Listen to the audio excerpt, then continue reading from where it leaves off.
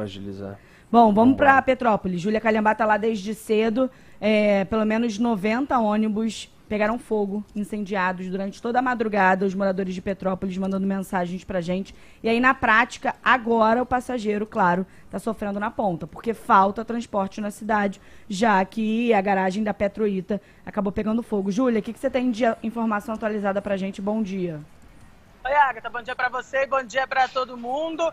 Fila, os pontos de ônibus, né, muito cheios, e a empresa Petroita, o que ela fez? Ela chamou uns ônibus daí do Rio de Janeiro para vir aqui para Petrópolis, que são ônibus da empresa, só que chama Master, o nome desses ônibus, para ajudar a frota aqui, para tentar amenizar aí, esse transporte, né, para o passageiro, que estava muito difícil no início da manhã. Eu estou aqui na rodoviária velha de Petrópolis, bem no centro, e por aqui muitos passageiros falando, olha, está demorando o transporte, que já não é bom, está muito ruim, porque agora tem menos frota. A empresa Petroita ainda vai fazer aí o quantitativo do número de ônibus que foram queimados nesse incêndio. O sindicato de empresas de ônibus acredita que esse incêndio foi, sim, tem indícios, né, de que foi criminoso. Então, a prefeitura está pedindo, vai entrar com pedido no Ministério Público para fazer uma apuração aí muito em cima, tentar entender, tentar localizar quem foi o responsável por esse incêndio criminoso. E aí, no pé ficam os passageiros, na ponta do lápis, né, ficam os passageiros que estão sendo prejudicados. Eu conversei ainda agora com o vendedor Luiz Fernando Barcelos. Ele acabou de sair aqui da rodoviária, o ônibus dele chegou depois de mais de 20 minutos esperando, disse que para vir até aqui a rodoviária também pegou o ônibus cheio e que isso não é normal. Vamos ouvir.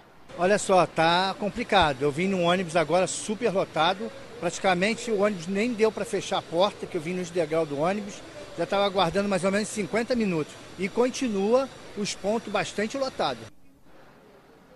Pois é, ponto lotado. E aí eu conversei, Rodolfo, com duas senhoras de idade. Elas estavam no ponto, falaram que são costureiras, estavam tentando chegar em casa, mas elas falaram, o transporte aqui é horrível. A gente tem a palavra delas.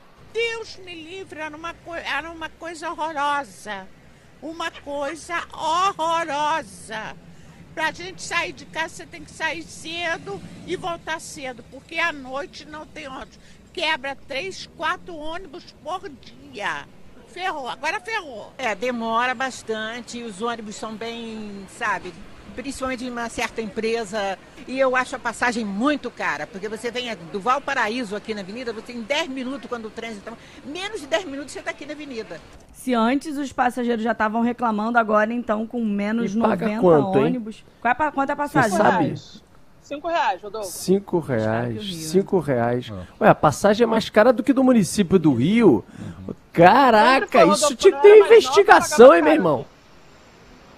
Porque você morou aí, né, Júlia? Muito ônibus por aqui, né? E a passagem sempre foi mais cara do que no Rio. Impressionante. Caraca! Olha isso, a gente vai falar de um assunto de incêndio que chama atenção também, além do próprio incêndio do serviço, que já é ruim, como a senhora disse, e que agora está muito pior, e sei lá se tem alguma solução, né, Dônula? Porque você conhece Petrópolis muito bem também, não sei se eles vão conseguir ônibus de outras empresas de fora de Petrópolis para levar para lá num regime de emergência, ou coisa que o valha, mas a questão é...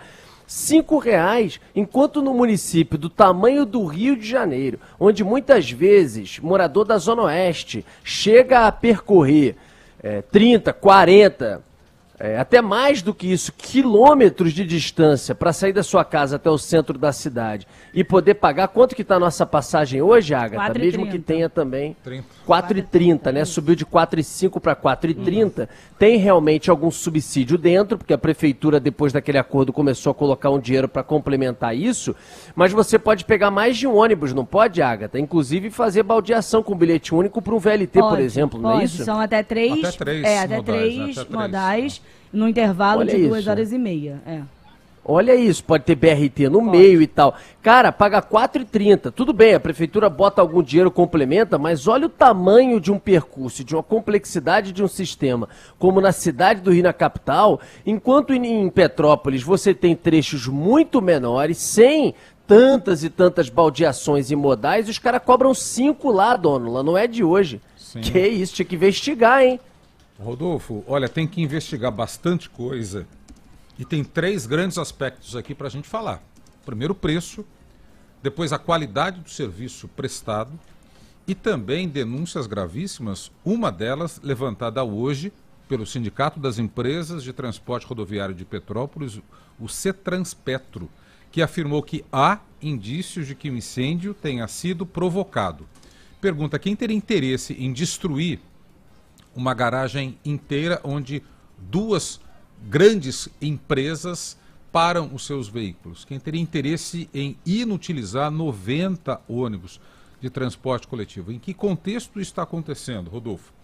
Essas empresas de transporte coletivo de Petrópolis têm sido denunciadas reiteradas vezes pela Polícia Civil e pelo Ministério Público. Elas estão em brigas entre elas próprias e estão em briga com a própria prefeitura, que repassou, segundo investigações, sem o devido processo licitatório, linhas de uma empresa para outra. Foi o que aconteceu com a Aviação Cidade das Hortênsias, que recebeu 8 linhas que pertenciam à concorrência. E uma das empresas que perderam linhas foi quem? A Aviação Cascatinha, que teve a sua garagem parcialmente destruída hoje.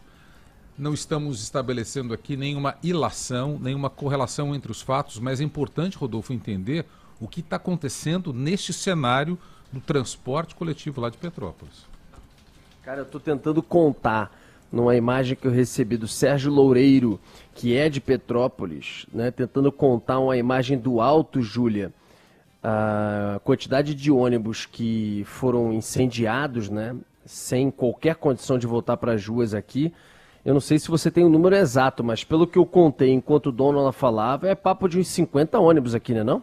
90 ônibus, 90. pelo menos, isso. É, 90. Agora, muita 90 coisa. ônibus? Espera aí, agora outra coisa. Eu estava ouvindo, aliás, por sua causa hoje, Júlio, eu me atrasei para sair de casa.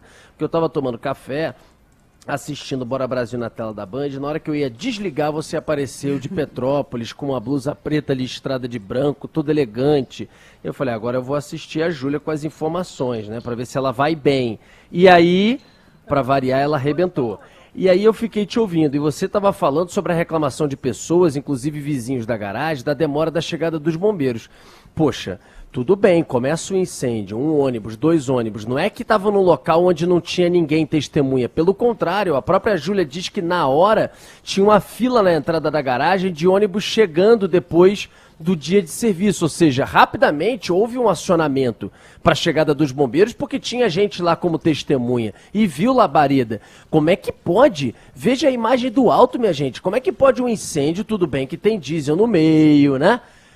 Produto inflamável dentro do próprio coletivo, que você tem banco muitas vezes que lambe rápido, mas caramba, 90, se alastrar desse jeito, você falou que muita gente reclamou dos bombeiros, né, Júlia? Rodolfo, eu conversei com algumas testemunhas ali que falaram que o incêndio começou ali por volta de 00:40, mais ou menos, e que o bombeiro demorou muito a chegar, mas que quando chegou, a ação foi muito rápida. Por volta de 2h30, 3 horas da manhã, eles já tinham conseguido controlar esse fogo, teve vazamento de óleo, como você falou, muito diesel, tinham muitos ônibus. A imagem é impressionante. Quando a gente chegou ali na garagem da Petroita, eu achei impressionante a quantidade de ônibus, e não eram só ônibus da Petroita e da empresa Cascatinha. Eu conversei também com seminários de uma igreja de Volta Redonda, que eles estacionam um ônibus ali, eles têm essa permissão para estacionar. Rodolfo, olha o que aconteceu, foi um susto. Um desses seminaristas, ele pediu para o Corpo de Bombeiros, pelo amor de Deus, meu ônibus ainda não está pegando fogo, deixa eu entrar. E aí o Corpo de Bombeiros, como a situação já estava um pouco mais controlada, permitiu que ele entrasse. É bem esse ônibus da frente que a gente vê acompanhando a live, é um micro-ônibus, um ônibus branco, um micro-ônibus, né, desses seminaristas. E aí ele correu, tentou ligar o ônibus, porque o ônibus ainda não tinha sido tomado pelas chamas, e não conseguiu ligar, porque já tinha tido algum tipo de avaria ali, né, nesse ônibus. E aí, Rodolfo, o que aconteceu foi, 2 minutos depois que ele saiu do ônibus, o ônibus começou a pegar fogo inteiro e eles também tiveram esse prejuízo. Então, prejuízo para várias pessoas, além dos passageiros das empresas de ônibus. Ai, ai. Obrigado, Júlia, pelas Júlia. informações. Não dá para alguém entrar para meter incêndio numa garagem e não ser visto em alguma câmera, em alguma movimentação com um galão, por exemplo, na mão, né, dono? Lá então, a Polícia Civil dá para encontrar e achar, né? Dúvida zero com relação a isso. Impossível uma garagem de ônibus não ter um circuito de segurança, com várias câmeras espalhadas. Certamente alguma imagem deve ter. E a gente está falando, Rodolfo, de de duas empresas que são responsáveis hoje por 40% do transporte coletivo de Petrópolis. Ou seja, de cada 10 ônibus que circulam lá na cidade, hoje, ainda são, porque há uma troca, inclusive, sob suspeita, mas há uma troca de linhas de uma empresa para outra. Estamos falando aqui da Cascatinha, Aviação Cascatinha e a Petroita. Deixa eu trazer uma informação de Por favor. momento. A Ponte Rio-Niterói está fechada, tem ouvinte participando.